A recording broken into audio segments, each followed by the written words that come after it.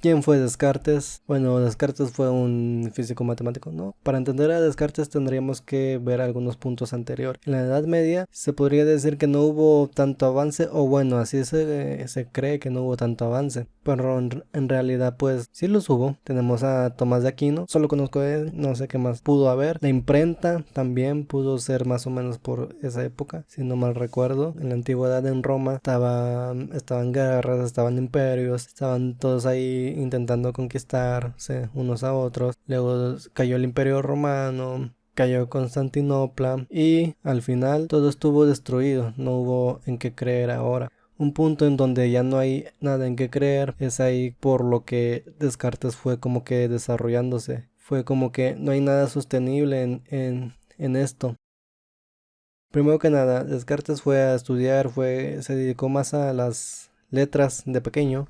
Luego se dio cuenta de que en las letras no había nada, era imposible llegar hacia la verdad. Luego de ello se fue hacia las matemáticas, donde eran más exactas, mucho más precisas, y podría entenderse que ahí podría encontrar mucho más, bueno, acercarse más hacia la verdad.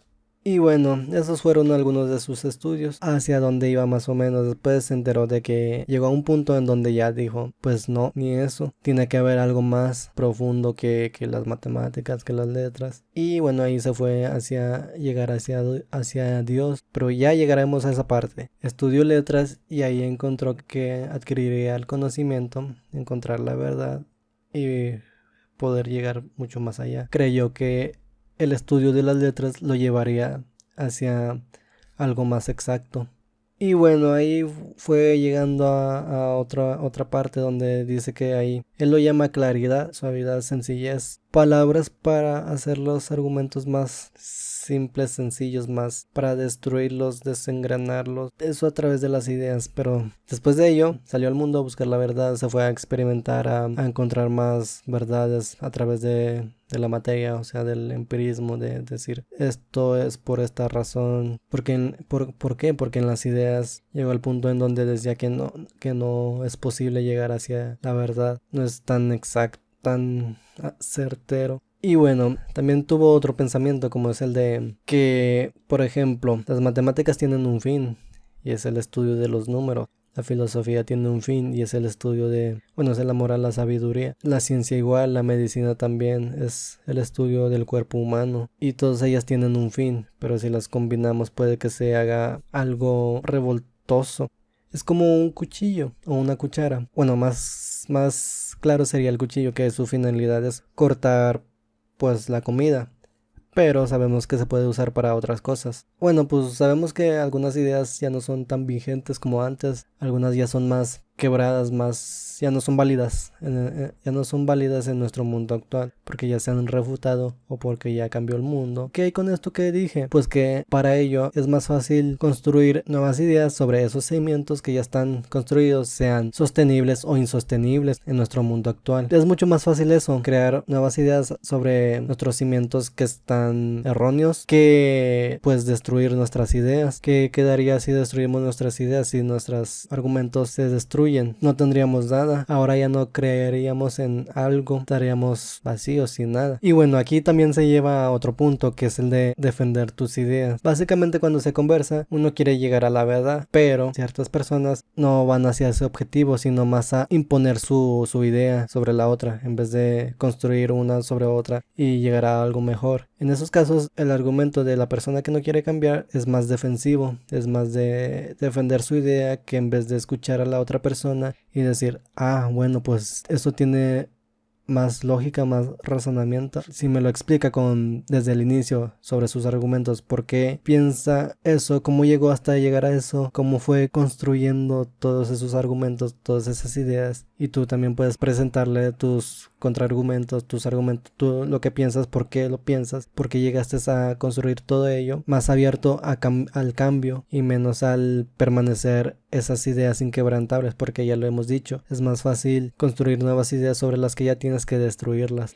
Y bueno, ¿cómo llegamos a destruir esa idea que nos presentan? Por ejemplo, que una frase, una oración, la ética de la ingeniería. Bueno, ¿qué se les ocurre por ello? No sé, moral en la ingeniería. Pero, ¿qué es la ingeniería? ¿Qué estudia la ingeniería? ¿De qué se encarga? Y bueno, la palabra ingeniería la desconstruyes diciendo su definición, y esas definiciones probablemente tengan más definiciones, y así sucesivamente hasta llegar a lo esencial, a lo que no es ya más destructible, lo que ya no se puede hacer más pequeño. Así, al igual en la ética, en la palabra ética, que conlleva la ética. Y así, una vez que hemos hecho todos esos con cada palabra, volver hacia arriba para volver a ver ahora esa frase, la ética de la ingeniería, con nueva vista. Y bueno, podríamos hacerlo sobre las ideas, básicamente por definiciones.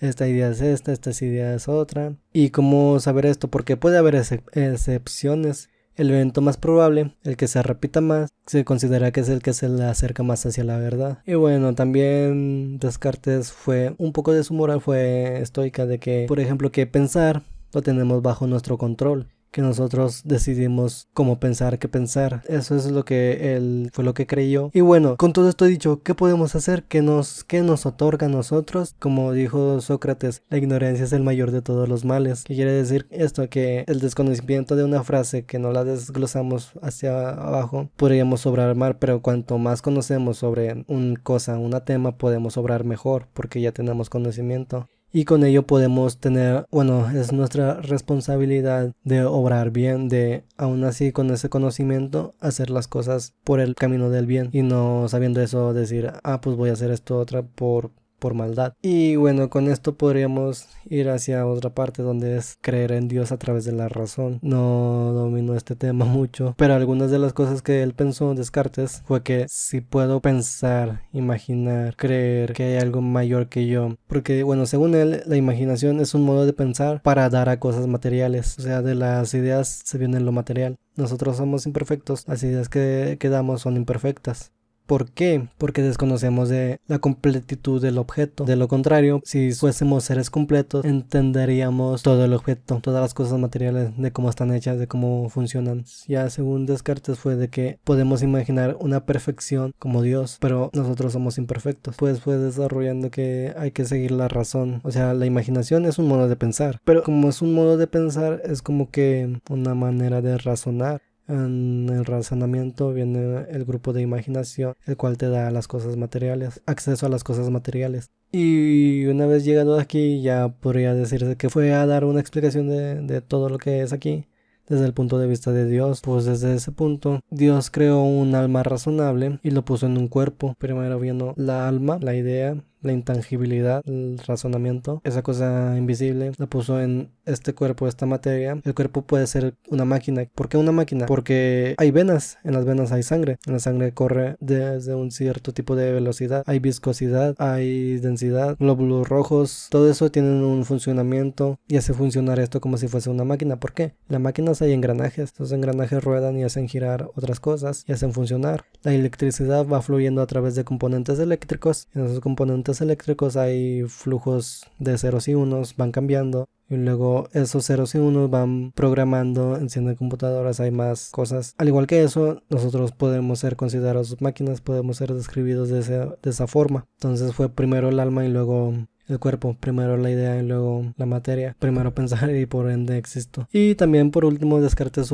hizo críticas a la filosofía antigua, a los griegos. ¿Cómo es posible de que la filosofía, algo tan endeble, que sobre esos cimientos se haya construido las matemáticas? Y eso es un poco de Descartes, de qué fue lo que pensó, pero obviamente hay más cosas de las que pensó. Por ejemplo, me estoy saltando las meditaciones metafísicas, que ese es otro tema más acerca sobre Dios, sobre Descartes y el genio maligno. Con ello podríamos ser más analíticos a la hora de leer a unos estudios o periódicos que dicen que los alumnos son más inteligentes, los estudiantes mejores preparados. ¿Preparados para qué? ¿Preparados para el estudio? ¿Para la realidad? ¿Para qué? ¿A qué se refieren? Podríamos desconstruir todas esas frases y hacer más palabras más exactas a qué se refiere cada frase, cada oración. Podemos llegar a leer nuevas cosas con nuevos puntos de vista, nuevas formas de pensar.